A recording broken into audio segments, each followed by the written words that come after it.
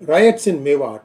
I can tell you with some certainty that this will spread to Alwar in Rajasthan and also to some parts of Kerala. This is something that is not just about that one yatra or not just about one individual who said that he was going to be going through the procession. All that is not as important as what else this area does. It was renamed as New in 2016 by the Manohar Lal Khattar government because they felt that Mewat represented a bigger area and they wanted to define this as something that was more with a city and a few villages and so on. And this is just a technicality. Let's leave it at that. What is not known to many people is this particular district, the New district, NUH, is the poorest district in India. Can you believe that? It is poorer than some districts in Ladakh or in any other area that you might think is not developed enough. Some remote part of India where there is not much development. Nu is even less developed than that. However, Nu is also home to one of the largest cyber crime operators who have made this into a cottage industry. You name it, scams. You get messages like you just won 5,000 rupees award, and for that they ask you to give something to them. Like for example, they'll ask your bank account number so they can credit the money to you, and if you unsuspectingly do give that, somehow the balance in your bank is withdrawn and you are left with nothing. A lot of these scams are happening. I'm going to touch upon 2 or 3 of those. So before I proceed fully into this particular episode, my request to you all is that please like this video, and if you have not subscribed to our channel, please do so. Here we go. The violence is a matter of grave concern, no doubt about that. Now, there is cybercrime. There's also a base of Dawa here, and recruitment by many Islamist groups takes place here, such as Islamic State or Jaish and all these people. They all recruit from here because I told you it is the lowest in terms of per capita income in India, least prosperous district of the 700 odd districts in India. So that makes it some sort of a dubious distinction, but whatever it is. Now, there is a book that came out in 2016-17. It could be a review document, doesn't have to be especially a book, but here they identified this as a very serious place where you are having a radical outfits such as the Islamic State, ISIS, that is Ansar ul Tawheed, and Al Qaeda. All of them have been indoctrinating youth through the internet. I don't have to tell you what other things are happening. Love jihad and take over of your girlfriend's phone and manipulate that, threaten them when they don't listen to you, then force them into having sex with you, and then taking pictures, the nudity, somebody videotapes all this, and then they are screwed for life. Parents, if your daughter is seeing someone, make sure you're sure that the person she is seeing is somebody who is worthy of her. Make sure that the person doesn't have any other ill intentions. This is very, very important. I'm not saying everybody is bad, but there is a pressure on girls, especially when they enter their teens, that they need to be seen with a boy. This is not right. Our culture doesn't allow that, but be that, even if they want to be with somebody, they want to see someone, to have a boyfriend, that is fine. Please make sure that they tell you, and also you make sure that they are with somebody who is reliable and not having nefarious designs in their mind. Here is the other interesting thing. The Facebook post of Monu Manesar appeared on the 20th of July. Okay. Now, according to investigators, between 21st and 23rd of July, many local groups held meetings in Nu, and they decided that they will be gathering stones and glass bottles to be thrown at the procession. So they had decided and they had planned for it. What was the intelligence doing during all these things? Getting stones together in a neighborhood is not so easy. I mean, you will be able to see that. Intelligence is supposed to be all over the place. They should also have informers.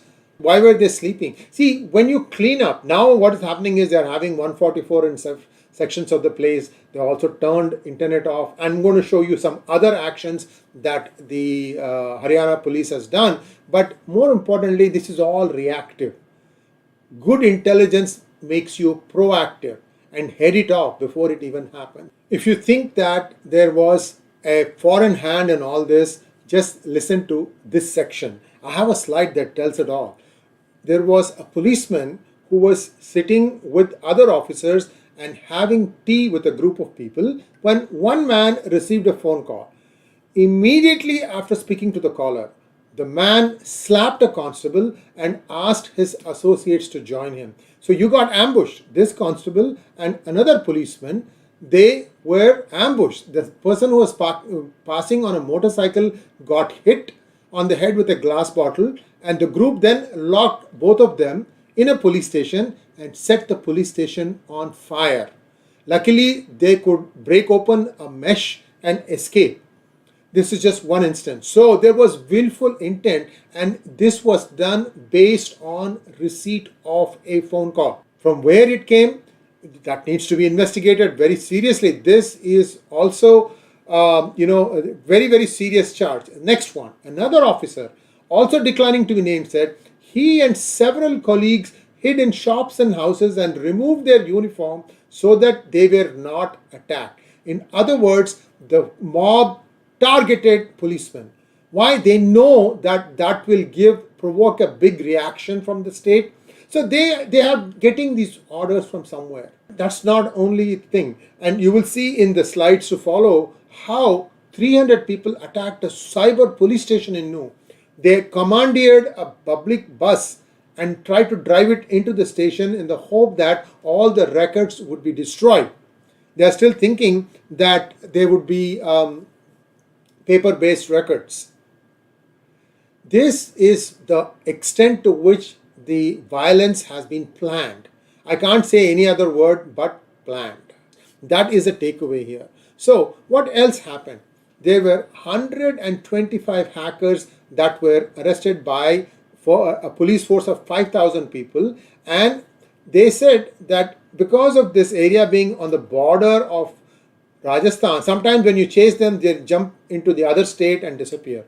So these are all some of the practical difficulties for the police to apprehend some of these people. But this time they worked and they carefully figured out where these people were holed up, and they used a fair amount of people, 5,000 people, to round up 125 hackers. It's not just that. In Mewat, they blocked 2,200,000 mobile numbers. When something is blocked, what it means is that that particular SIM number, that SIM card is rendered invalid, unusable. So you have to go and get yourself a new SIM card, and at that point of time, hopefully they'll catch the reason for why they are changing the SIM card, and so on and so forth. You can take account of who's getting the new SIM card, because anybody who's been indulging in these things, they get a new SIM card, then that also raises a flag. At least they can be tracked to make sure that they're not up to some mischief or the other. 14 villages were raided and 2 lakh mobile numbers were blocked. Sometimes you even have dual SIM cards. So I said the takeaway here is you can no longer use a number to do all these threatening and other stuff. They used to, because this is the cottage industry, sometimes even the villagers shelter them. They run away from one place and go and hide in another place. Since they have mobile phone, they can continue to threaten or extort. So these are all things that have been happening. Here is something very interesting. After attacking the Hindu procession, rioters took over a public bus. This is a crime in itself, taking over a bus, and then they rammed the cyber police station in an effort to try and wipe out records. Can you believe that? So they know this is the main problem. The main problem is the Manohar Lal Khattar government, as well as pressure from the center. They have been cracking on all these cyber crime people. Another interesting thing that happened, normally these processions used to be accompanied by Gujars. Gujars are Khattar Hindus as far as I know, And if I'm saying something wrong, please correct me by way of comments. And they were supposed to be the ones accompanying them during this procession. For some reason, this time the government told them it is not needed. Was there a mischief in mind? Again, the government needs to investigate that also. And here is the unfortunate person who lost his life. Gursevak, along with a team of GGN cops, were going to Mewat when they were attacked. The radical mob pelted stones and opened fire, killing both Neeraj and Gursevak. Both are dead. Gursevak was the only son in this farmer family. He left two kids, 4 and 6 years old, behind him. This is the sad part. Many of them are very poor. They are the sole breadwinner in the family, and that causes a huge disruption in their family life. And these needs to be tried, and the people who shot should be hanged. Now, there is one other person here, 25-year-old man who came from Panipat to participate in the procession.